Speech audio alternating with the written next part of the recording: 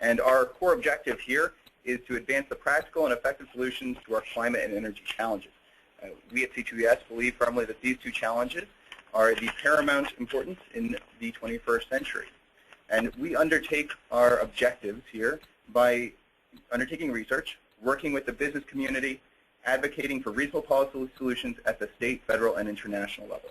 And we are very pleased to expand on some of our recent research today on this webinar, and we're joined by Branko Terzic of Deloitte to do that. This is the third in our series of natural gas webinars. Next week, our final webinar in the series will be on natural gas from a local distribution company perspective.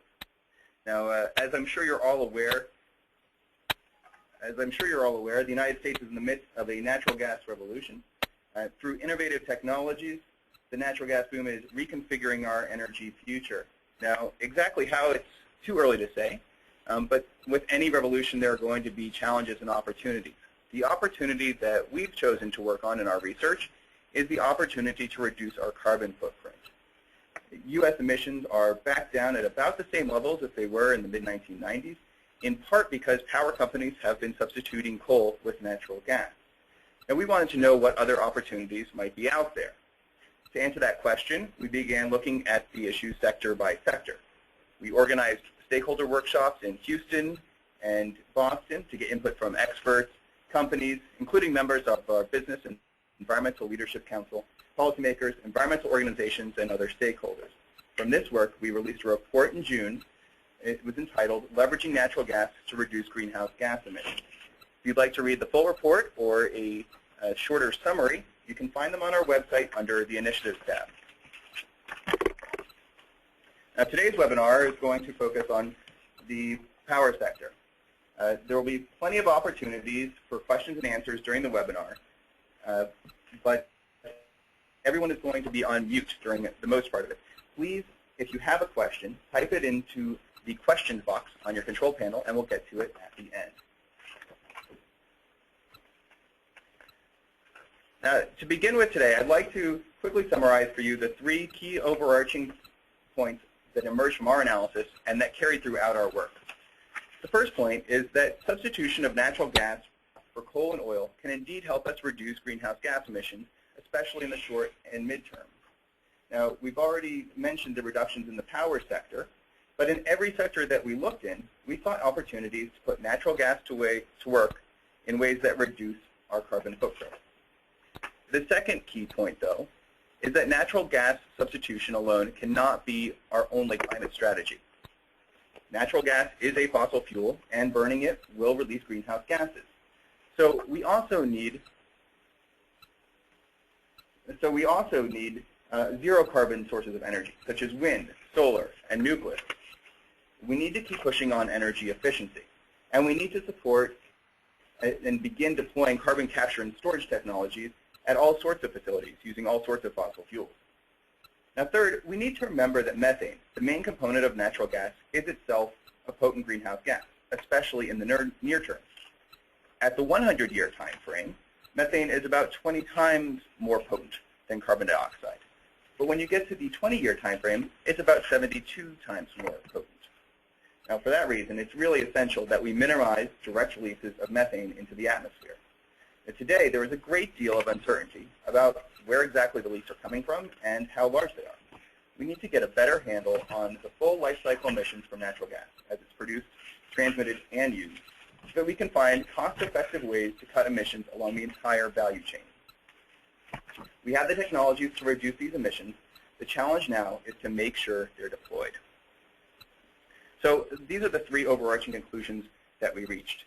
Now, as you'll see from this slide, natural gas is used throughout the economy, and our analysis looked at the power sector, residential commercial buildings, the industrial sector, the small amount of natural gas that's currently used in transportation, and we even looked at the infrastructure that will be needed to take natural gas from the new areas of supply to downstream uses around the country for low carbon uses. Now, a big part of the story in recent years of the natural gas revolution has been in the power sector. We've seen the rapid replacement of coal with natural gas in facilities and in the dispatch order of facilities. Now, primarily, this substitution has relied upon the prices of coal and natural gas. prices were most conducive to fuel substitution last year, and particularly in April, when natural gas was close to $2 per 1,000 cubic feet. At that point, it was very cost competitive to switch from coal to natural gas, and we saw for the first time natural gas reach about the same level of generating fuel as coal for the first time. Now, since then, the price of natural gas has increased slightly relative to the price of coal, and we're seeing less substitution than in the past. Now, along with that substitution, as this graph shows, was a decline in emissions. We saw the lowest emissions from the power sector in the last couple of years since 1993. This was driven in large part because of the switch from coal to natural gas, but also by other factors such as increased energy efficiency, as well as the economic downturn after 2008. So we are seeing some immediate reductions from the fuel substitution in the power sector, but this probably is not going to be enough over the long term. As you can see from this chart, the EIA has done some projections of what carbon dioxide emissions will look like from all sectors of the economy for about the next 30 years. Now, it's great that they will not reach their 2010 highs in total again until 2040. But what is a little disappointing is that the emissions are still going up. That means that given these assumptions by EIA in terms of current policies, commodity prices, and regulations, there's still more work to be done. And that's where our second point comes in, that natural gas alone cannot be the sole basis for efforts to reduce greenhouse gas emissions. We still need to have zero carbon solutions in our economy. We need to encourage the use of renewables, nuclear, and carbon capture and sequestration technologies. Luckily, these are all very, these can all be used with natural gas. In fact, while carbon capture and sequestration technology has long been thought of being applicable to coal technologies, it can also be applied to natural gas facilities as well. In addition, we find that natural gas has a very complementary relationship with renewable energy. Renewables are often intermittent in terms of their availability, such as solar and wind. However, natural gas facilities can often ramp up and down very quickly and nicely complement that variability.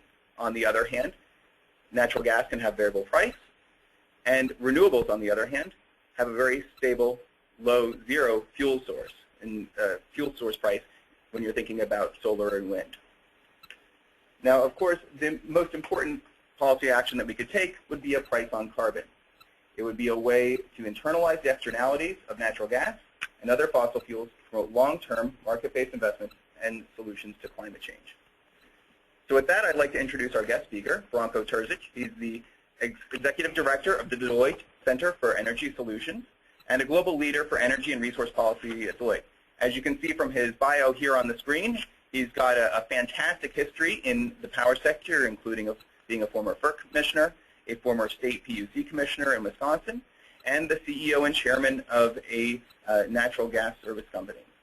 So with that, I'd like to turn it over to Branko.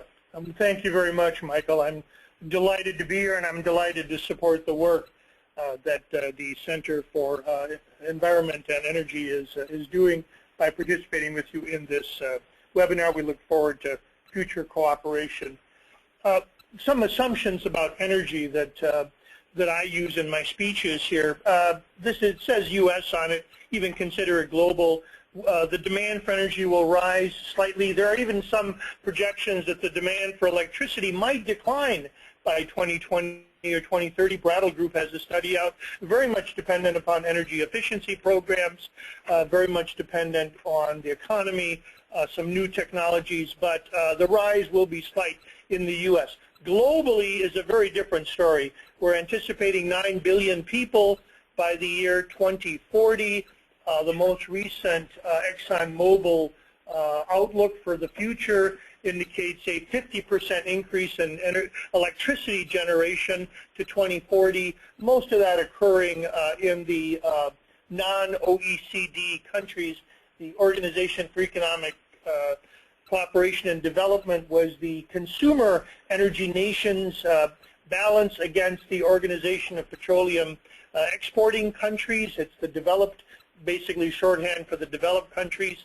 Most projections indicate that the developed countries will have no or slow increase in energy demand, but the other part of the world, Asia, China, with hundreds of millions, 1.4 billion people without electricity, we want those people to come improve their quality of life, and they will increase their energy demand. Based on that, the prices of fuels will increase. In the long run, we'll have some technology breakthroughs, but fundamentally, with greater demand and we're drilling in more difficult places, it's likely that certainly fossil fuels will increase. We here in the U.S. are blessed to be self-sufficient in every kind of fuel except crude oil, and of course we are producing more crude oil than we have in the past. This morning's Wall Street Journal reports that we've reduced our balance of trade deficit by 22% this past year with our decline in imports. And so there's good news from that. There's also geopolitical implications of the U.S. becoming more self-sufficient in oil. We've always been self-sufficient basically in natural gas and coal, so that's an interesting story. We do convert fossil fuels to useful energy, electricity or heat, but this does result in greenhouse gas emissions.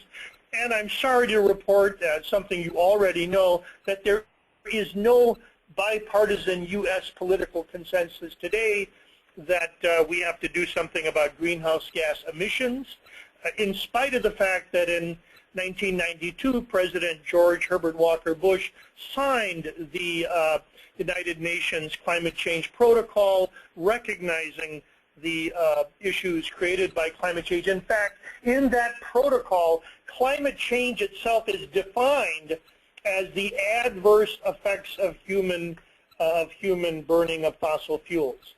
And so everything else is called but natural climate factors. So we do have issues there, and that's just the political scoreboard today. The challenges, I spent most of my career in the 20th century, the last decade with the rest of you here in the 21st century. So in the 20th century, in the developed world, the problem was securing adequate energy supply at reasonable cost.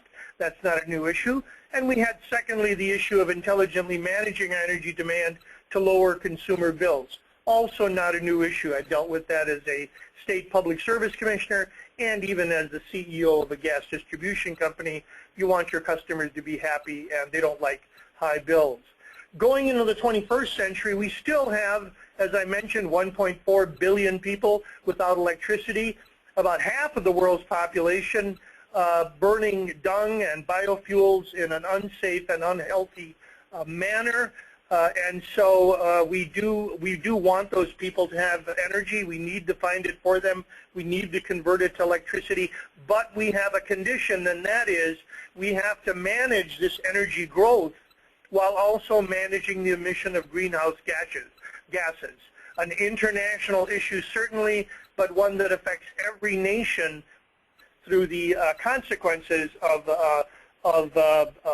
adverse climate change, including flooding, drought, and a myriad of other catastrophes that science says are portended by this situation that we've created. In the U.S., people say we don't have an energy policy. Well, we've had 50 years of energy laws since the end of World War II. Taken together, they do present an energy policy. In this country, we believe that the prices for primary fuels should be set by markets.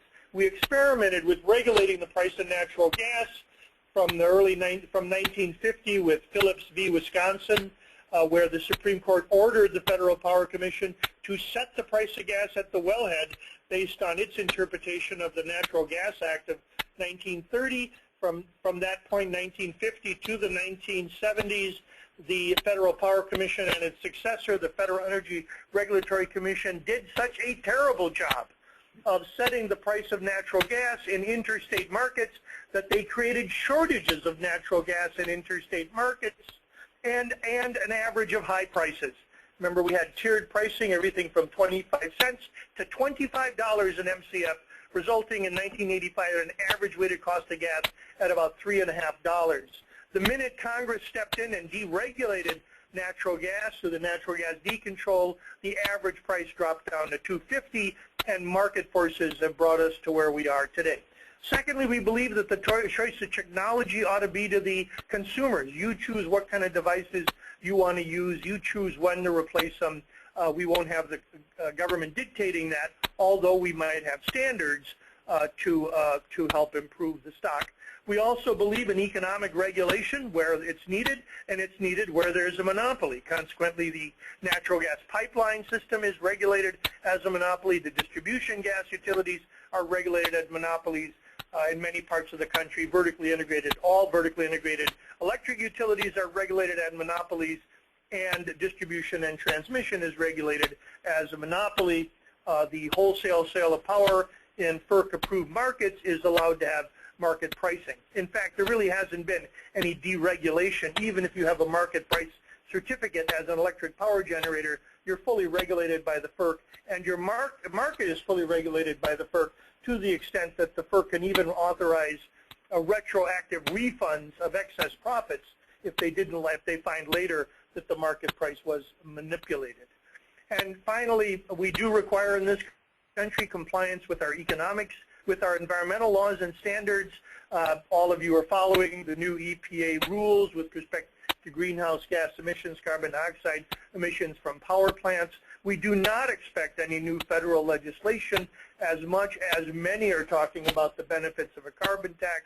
Others have talked about, and we thought a couple of years ago we might have a national cap-and-trade program. The action has shifted to the states when it comes to, in many cases, to the environment and greenhouse gases. And the states have taken an entire portfolio of techniques, including in many states multiple techniques, at the same time renewable portfolio standards, a state cap-and-trade system, requirements on emissions from specific power plants, fuel requirements, and so the action has been at the state level. I always like to include this slide, and I hope you'll keep this one for reference. It used to be updated every year for the previous year. Unfortunately, because of the budget cut, the Energy Information Initiative has posted a note on its site that it's not going to update this slide for 2012. I hope they find some money to do it. It'd be nice to see the numbers. But here are the most recent numbers from the government. So this is the United States energy balance. On the left is where our fuel comes from. And let's get away from the word energy for a little bit. We use fuel, folks. And it has to be some kind of fuel. And we use it to either provide transportation, run a business or industry, use it in our residence, or we make electricity with it. So electricity is not a fuel. Electricity isn't a source of energy. It's a delivery system. And this gives you where the energy came from. So on the right side, the numbers may be a little small, and we'll look at them later, but looking at electric power in 2011, 20% of our electricity was produced on a kilowatt-hour basis from natural gas, 46% from coal, 12% from renewable, and that's mostly the large hydroelectric, Tennessee Valley Authority, Bonneville, and about 21% came from our nuclear fleet, which is shrinking with the announcement of the closing of two nuclear plants due to economic conditions. So we're still a fossil fuel-based economy. You know, add 20 plus 46, that's 66%. Two-thirds of our electricity is based on fossil fuels. So if we can save a kilowatt hour in efficiency, we can, on average, reduce our fossil fuel footprint, because that kilowatt hour came from roughly two-thirds fossil fuels. Let's go to the next slide. Looking at the natural gas industry, you can take a look at it. In this country, a large industry with an extensive interstate pipeline system, extensive distribution systems. This is unlike many other places in the world. If I find gas on the family farm in Wisconsin, there's probably a natural gas pipe somewhere close by I can collect it to. If I find gas on my family farm in Poland or Serbia or somewhere else in Siberia, there probably isn't. a close-by gas pipeline that I can connect to. Hence, our ability to exploit our underground resources quickly and efficiently is much greater than many parts of the world. Somebody once told me there's about 1 million wells have been drilled in the world. Over 800,000 have been drilled in the United States.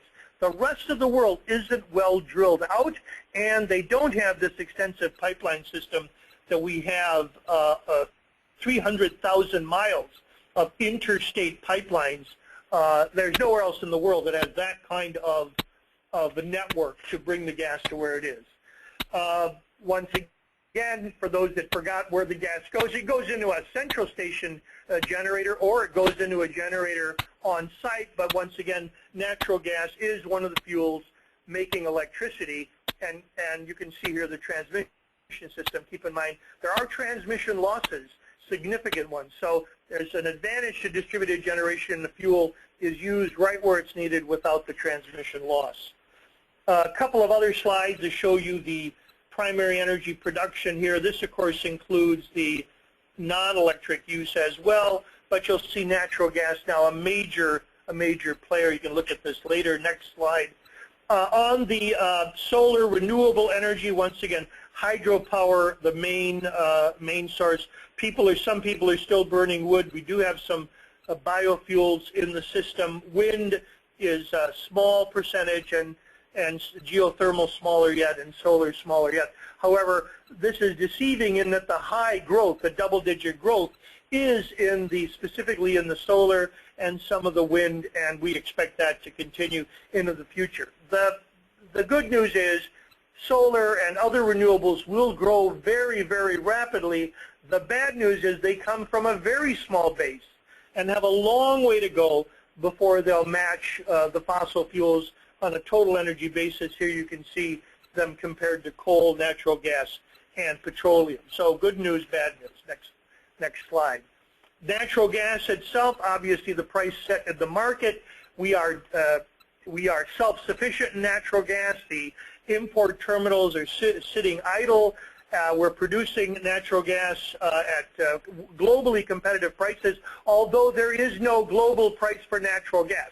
Unlike oil, which moves on over 4,500 oil tankers, there's only a couple hundred LNG tankers out there. They don't move much. They can't move much. There are very few facilities. And so we have three pricing markets for natural gas: a North American market, a European market, and a Japanese market. The North American market has always been North American supply and demand. European market prices have been set based on a negotiated contract between basically Gazprom and the Europeans, where many years ago the price of natural gas delivered was tied to a market basket of oil prices. So in Europe, we've had natural gas move with the price of oil. And as global oil prices have hit all-time highs, natural gas has increased in price as well due to the indexing. Similarly, in Asia, we have a combination of index contracts, long-term contracts, and some spot market new contracts with natural gas, a mixed market.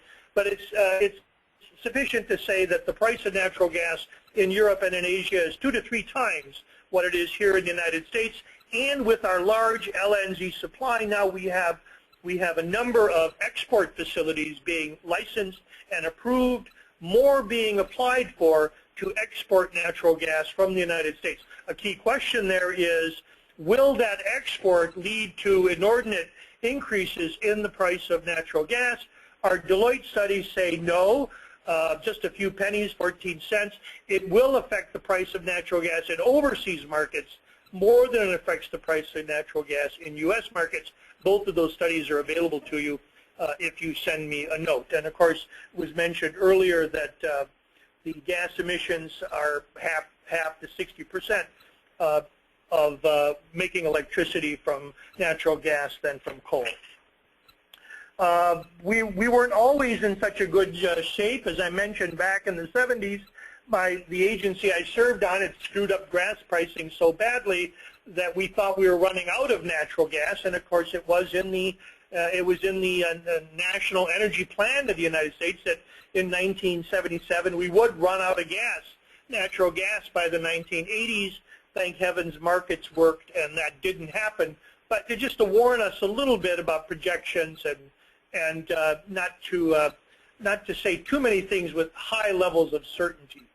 Things can change, and they have in the past. Next slide. There's one of our slides indicating that as the price goes higher, there's more natural gas available. We know that now, and I think that's pretty much a given. The next slide. You can see in this slide that the shale gas, which is the colored part, if you go back to 2011, where we are now, you'll see the increase in shale gas. You'll also see the projections that the shale gas will be a larger and larger portion of the U.S. production, and it's anticipated it would also be a larger portion globally. Keeping in mind, though, that not every country has the conditions we do. For example, we're the only one of the 66 oil-producing and gas-producing countries where the royalties for the gas, the ownership of the gas, is in the private owners.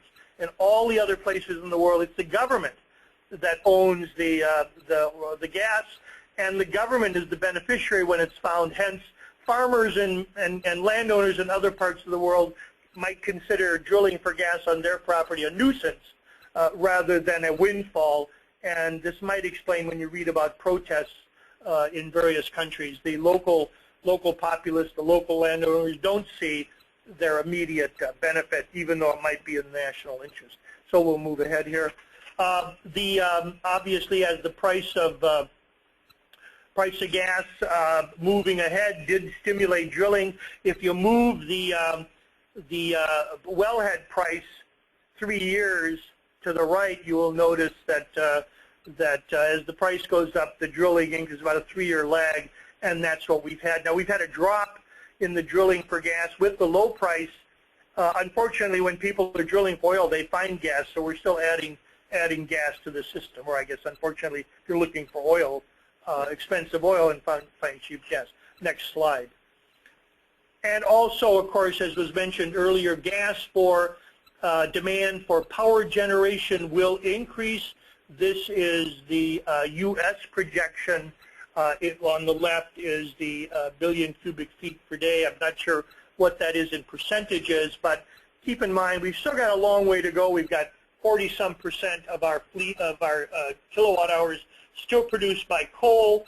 That will decline, but as the price of natural gas increases, absent any major carbon tax or major EPA actions, that may not be enough to stimulate as much gas as many would desire from an environmental standpoint. So coal is still a player in the field. Let's go to the next slide. The greenhouse gas emissions.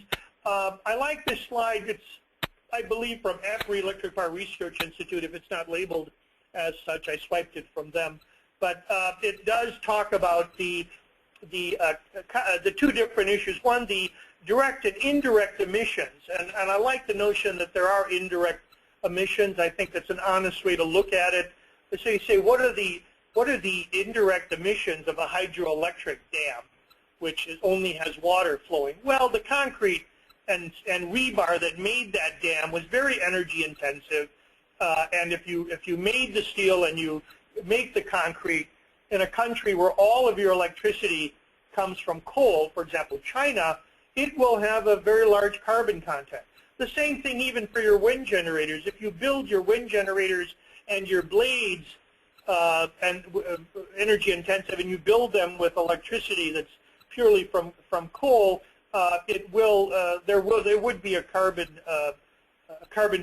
footprint there, and it's good to recognize it. Now, the good news here on this chart, of course, is that natural gas is at half the levels on either a life cycle on a standalone basis, and nobody has any real issues with the carbon footprint of solar or wind or even hydro. They are below natural gas. So from a carbon standpoint, confirming that our renewables, our solar, our others are still better from a CO2 standpoint. Talking about the uses of natural gas for power generation, yes, here we've got a little slide showing the devices. Remember, people don't use energy, people don't use fuel, devices use fuel. like your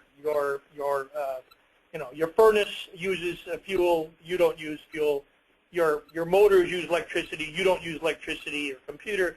So here's one where the fuel goes what? Well, for central power stations, that's predominantly aeroderivative turbines, your jet engines, either the single cycle or the combined cycle. The difference is combined cycle engines have higher efficiencies, but you'd like to run them all the time, so those are going to be your base load dispatchable units, and your single cycle, which will be not as efficient, but you can turn them off and on and use them to balance against large amounts of solar and wind that would come on the system.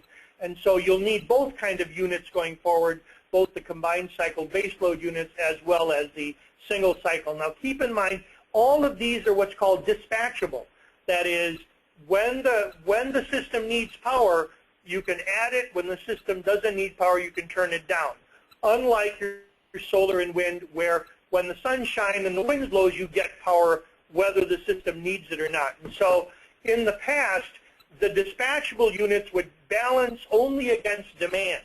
In the future, the dispatchable units will balance against both demand and the contribution of large-scale solar and wind, which means they'll cycle more, they'll work harder, and we'll probably need more of them in more unique locations. There's also a locational situation as well that comes up. And so having a single-cycle gas turbine in the wrong location would be as bad as not having it at all. So this is going to add to the complexity of the system, hence the need for more communications, more smart transmission, more smart metering to be able to handle these macro balances.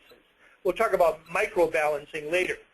We also have the distributed generation, which would be the on the right side of that earlier chart where we showed the power plant on the left, the transmission line in the middle, and the customers on the right. Here we're gonna bring the gas to the customer, but it's already there. We have a very extensive gas distribution system in the United States.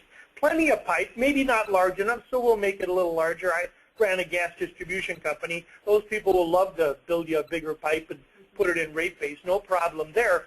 So we're going to have the gas. It'll be well priced, and we can use it locally, minimizing, avoiding some of the distribution electricity losses, increasing the efficiency of the system, providing for opportunities for combined heat and power, and all of this will add to efficiency. So on the industrial side, we'll have that. What are we talking industry? Large factory, college campus, large shopping mall campus, like that. Then we have, for the smaller customer, the smaller office building, a smaller store or standalone restaurant, fast food restaurant, or a residence, will have the smaller combined heat and power unit where you have your natural gas already there. You run it into a base load, full-time running base load electric unit with a combined heat and power where you can use the heat for hot water, for other uses in the building. A terrific use, but you'll still probably need to be connected to the grid, and you'll still have to pay the price of that connection. The price will have to include the physical facilities which are there for you from the electric system 24/7. Nothing wrong with that, but that system must be compensated. If not, you will be subsidized by other electric users who have not introduced distributed generation, and that subsidy would not be fair and would not advance the argument. So the correct solution would be you're connected to a electric system. You pay the fixed charge through a straight fixed variable rate or some other fixed charge. Use the system whenever you want, whenever you have to, maybe when it's more economic, maybe just when your own unit is down, but then run the benefits of distributed generation. That same is true if you put solar cells on the roof as well, or you've got a local wind. We do have some internal combustion engines out there, run on natural gas. That's another option. Doesn't have to be a microturbine. That can be a CHP2. There are advances in internal combustion engines and efficiency. Maybe not as efficient as some of the turbines, but they're durable, well run. I had a number of them I used for landfill gas, which is taking the methane out of the landfill, which would otherwise go into the environment as terrible as methane is as a greenhouse gas. Having the draining that methane out of the landfills and using it constructively is also very good for the environment. It also is a domestic supply and something that should be encouraged. And of course, we do have natural gas available for transportation uses, not exactly electricity, but maybe in hybrids, a combination of a natural gas unit and and electric unit would be a terrific, even lower carbon footprint than an electric unit with a standby gasoline generator. And of course, the other technology that's been out there for some time and is improving continuously is fuel cells, taking the natural gas, reforming it to pull the hydrogen out, and then using it either in a prime mover for electricity generation, using in a combined heat and power unit, and of course fuel cells for transportation come up as well. So there is, I think, the future of natural gas moving forward. There are also, of course, issues many people have talked about having natural gas for supporting wind and directly. And so this one is a little bit more to the notion that you're going to build your wind farm or your wind facility and at the same time have a designated, maybe co-financed, maybe co-located, but have it tied to a gas system so that the output of the combined facility would have the characteristics of a dispatchable power plant that that would then give you the benefits of zero carbon production when the wind is blowing and lower carbon production when you're running the gas system. There are questions there about financing, paying, all of which can be worked out, and all of which make a terrific package. There are challenges ahead. There are coordination challenges being looked at by the FERC and state commissioners over the fact that natural gas is purchased off of pipelines differently than electricity is dispatched into an electric pool, and so there are different time increments. There are issues of reliability, firm versus interruptible capacities. If you're selling firm electricity, can you be buying interruptible gas? All kinds of issues there. The markets themselves may need to go, the electric markets or gas markets may need to go to smaller time increments. And we currently have limited dynamic transfer capacity in many regions where you couldn't really take advantage of this combination electric and gas system without additional tie lines, additional transmission, and additional facilities. One recent model that came up is I'm not even going to pronounce it, a wind project in Maui, which ties a 30 megawatt wind turbine with a 1.5 megawatt energy storage and power management outfit with a small natural gas turbine.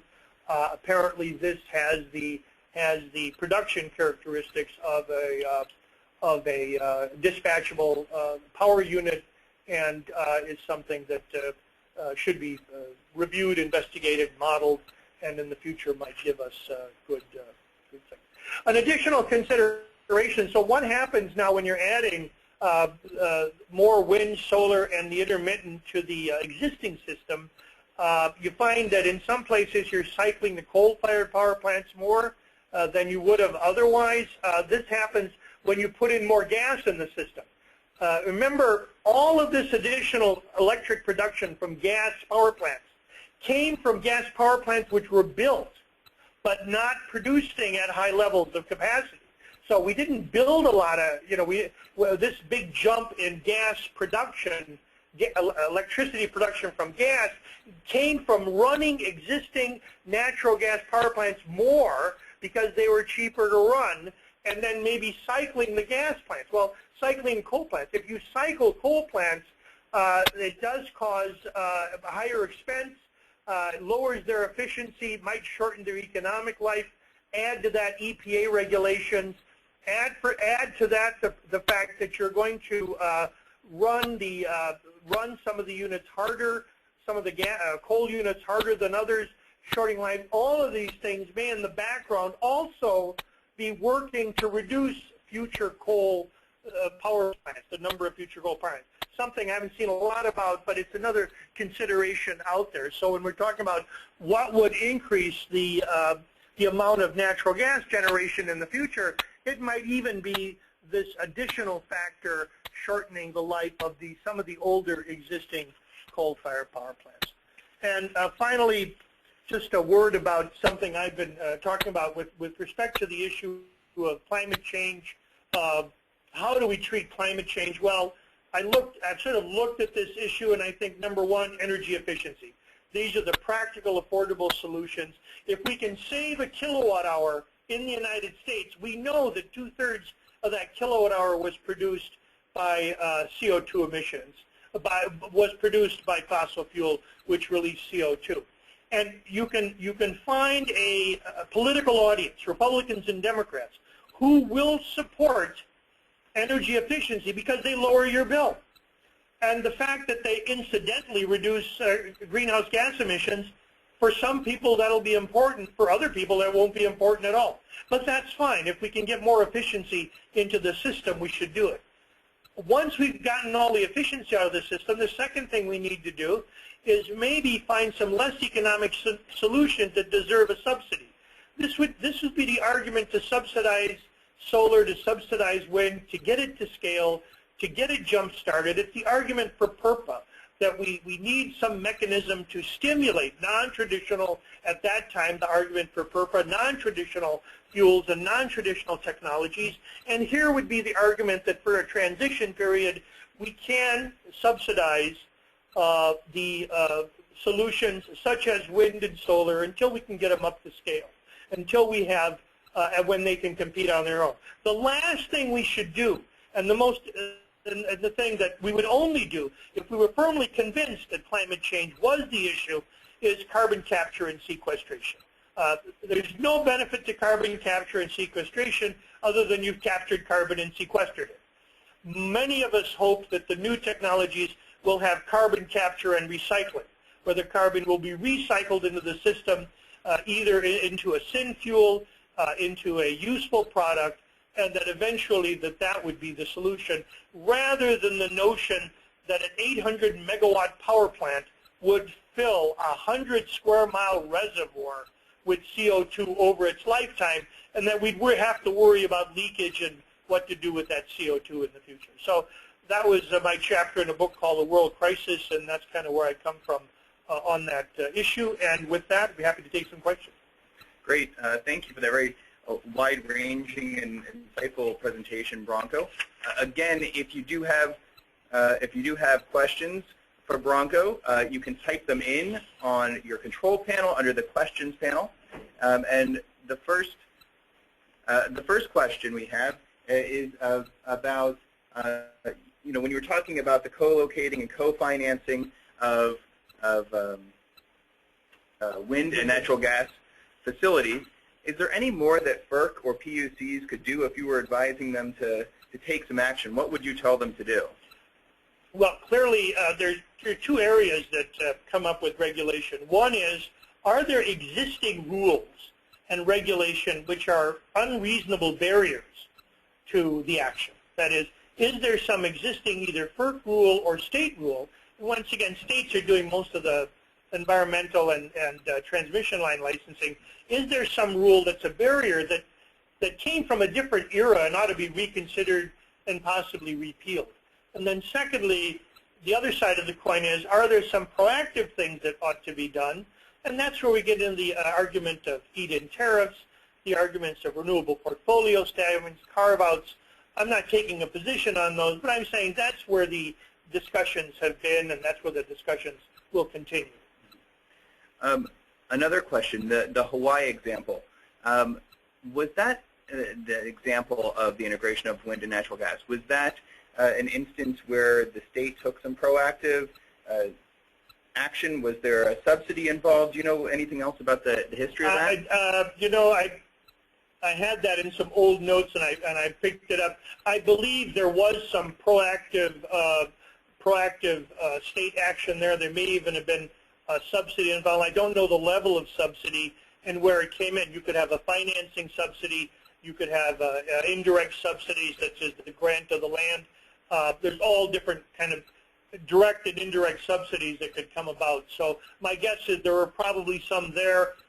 Whether they were that decisive is another story. Okay.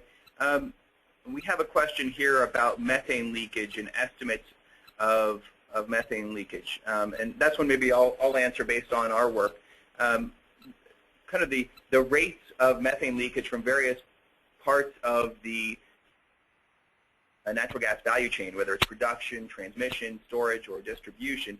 And those are really kind of unclear at this point. There's been a lot of change in the EPA's estimates of the methane leak rates. In fact, in the last two annual estimates that EPA has made for the entire natural gas value chain, in the last version they cut the leakage rate from the total system by about half.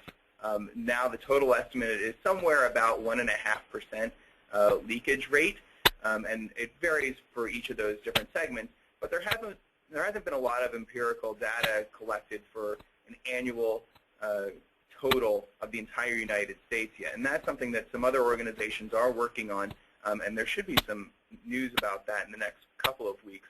But hopefully that will be more bring some greater clarity on the situation. Yeah, and as the former CEO of a gas distribution company, I can tell you that those any leaks cost money, and they don't cost the $3 price of the gas. In Connecticut, the gas that I buy for the distribution system is the price of the gas plus the price of that 2,000-mile pipeline. So I'm losing $6 and $7 in MCF gas if I'm leaking it in my distribution territory. So from a cost standpoint, it's not something you want. It's something you want to control because it's expensive gas when it gets to the distribution system, adding the combination of the hub price plus the transportation price. So, and not to mention the safety and other considerations. And so, it's something industry is there to with you on. If there's nobody in industry that would tolerate or has any argument against a stiffer both measurement and control of gas leakage. And on the issue of distributed generation, you mentioned, kind of how fuel cells and other distributed CHP units, et cetera, might play in our future distribution system.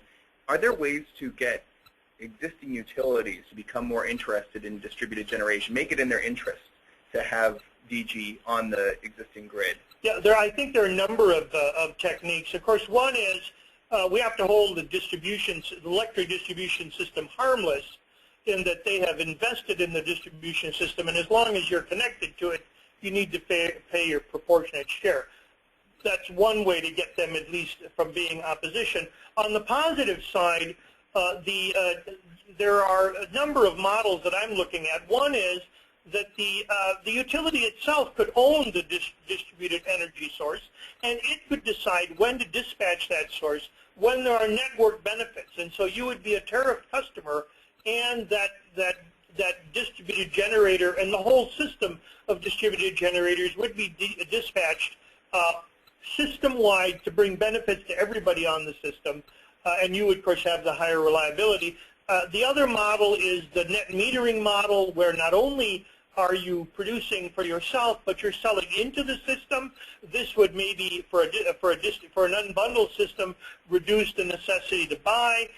It might make the system more resilient, but it also requires much higher levels of coordination because now you're balancing not just at the macro level, you have to balance at the local level.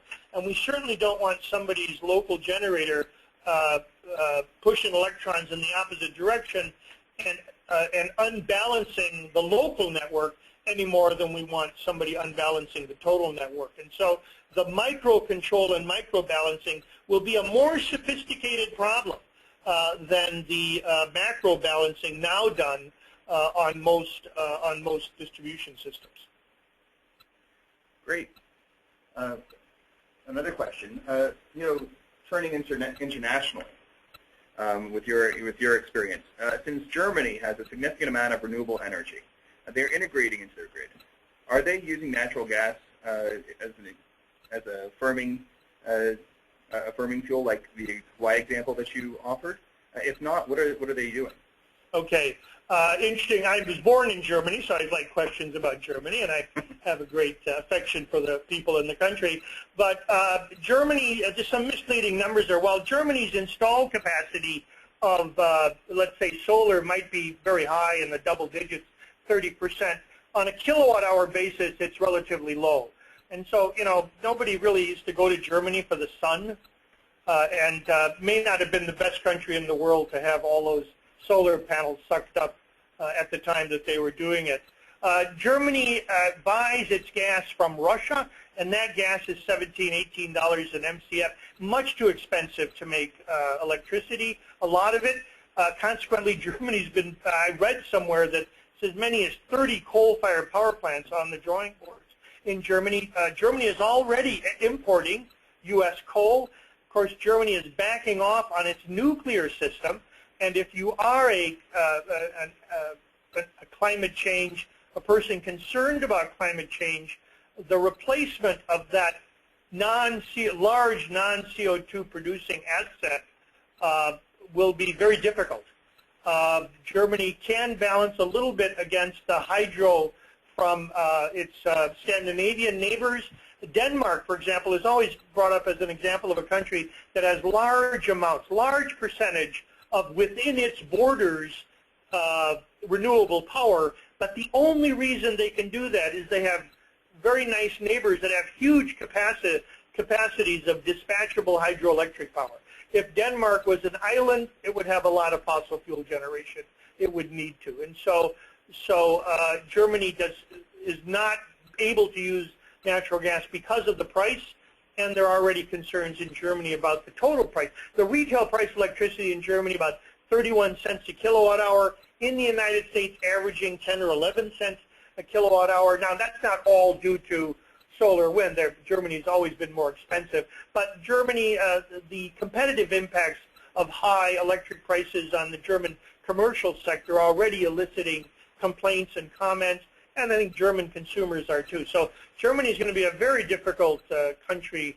You're going to have a difficult time coming up with a well-priced, clean solution moving forward if they're going to continue with their notion of closing their 28 or whatever nuclear plants. Thank you. Export policies and licensing procedures for LNG terminals have, of course, become very controversial recently.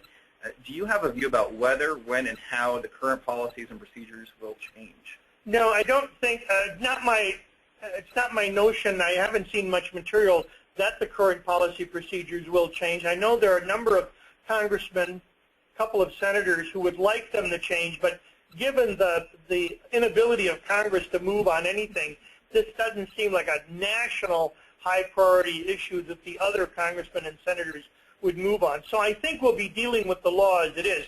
The real question is, how will the administration interpret the export law? Will it approve all of the licenses to the non-fair trade countries?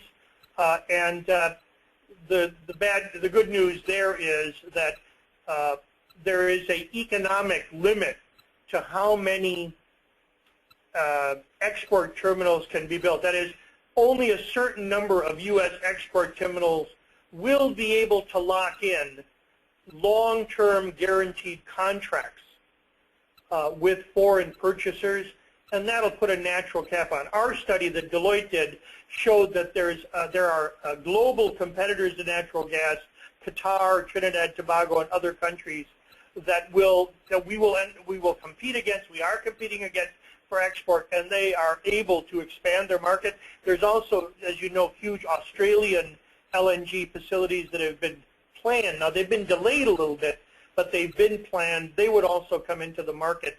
So the notion, so there's nobody believes that the 26 applicants would be able to, for export terminals, would be able to build them. A handful will, just as most of us did not believe when there were 32 applicants for natural gas import licenses that 32 applicants would find markets. And so I think that the situation will solve itself through demand and supply. The next question is about upstream production. A little bit off topic, and if we don't know the answers, we can maybe look it up later or respond to the person over email. But is there any drilling processes that you are acquainted with that are, even more protective than it for underground water usage and water quality? Is that an issue that you see in the work that you've done? I have read that the oil field service and drilling companies, number one, they're going to organic drilling fluids, and you've seen pictures of people drinking drilling fluids made of organics, grains, and other things that are non-toxic. Also, there are some that are using avoiding water, possibly using some gas mixtures as the medium of carrying down the fracking solids, and some low water usage. And so I think that the technologies will be there which will minimize the usage of water. And also there is with oil at $100 a barrel, there's nobody out there wants to spill oil anywhere at $100 into anything, including the water supply. And so there is an industry push to minimize leaks through the water table. Now keep in mind, fracking occurs, 3,000, 4,000 feet below the ground. The water table is from ground level of 300 feet, and the question is getting through it. So I think they'll be able to, tighten up on the operators. I mean, a sloppy operator will still create problems, and good enforcement, frequent inspection, tough laws, penalties, I think, will go a long way toward the sloppy operators, and the rest of the industry will do just fine. And I think the new technologies to minimize even the use of water and the use of toxins certainly is coming, and that's clearly a wave of the future. All right, well, we have time for one last question, and we'll go in the room for that one. Hey, Branko, I appreciate your comments there. It was very helpful. You had your three categories of action, I guess, on carbon emissions. Mm-hmm. In your third category, you mentioned carbon capture and storage, and your preference for recycling of the carbon dioxide. One of the things that we're working on is the use of carbon dioxide and enhanced oil recovery. And in fact, people have been using carbon dioxide that way for 40 years from natural sources.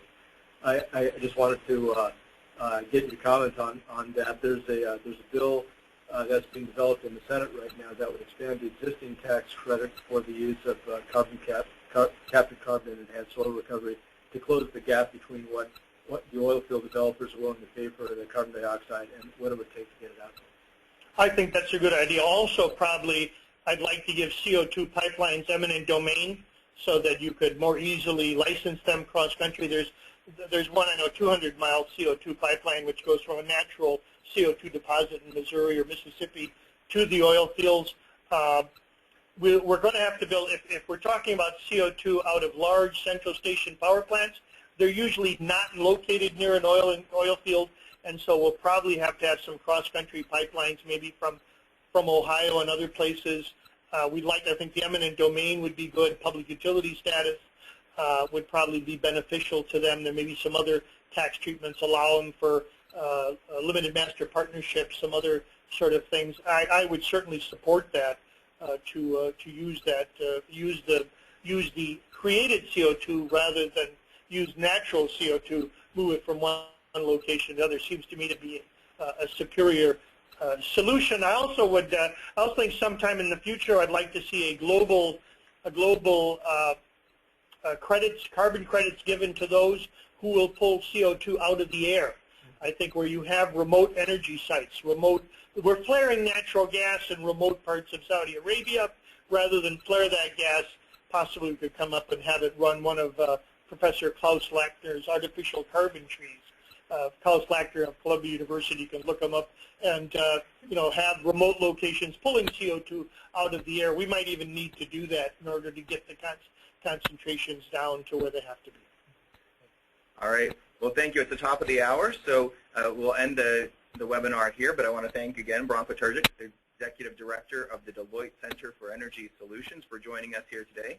Our last webinar in the natural gas series will be next week, and we'll have Tom Massaro of New Jersey Natural Gas talking about natural gas from a local distribution company perspective. And C2ES will be having another series of webinars in the fall, so stay tuned for more information about that on business resilience to climate change.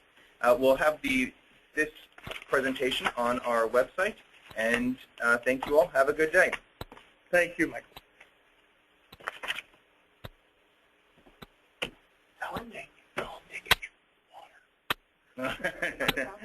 Now we made you talk for 40 minutes, huh? All right. I'm sorry, I should have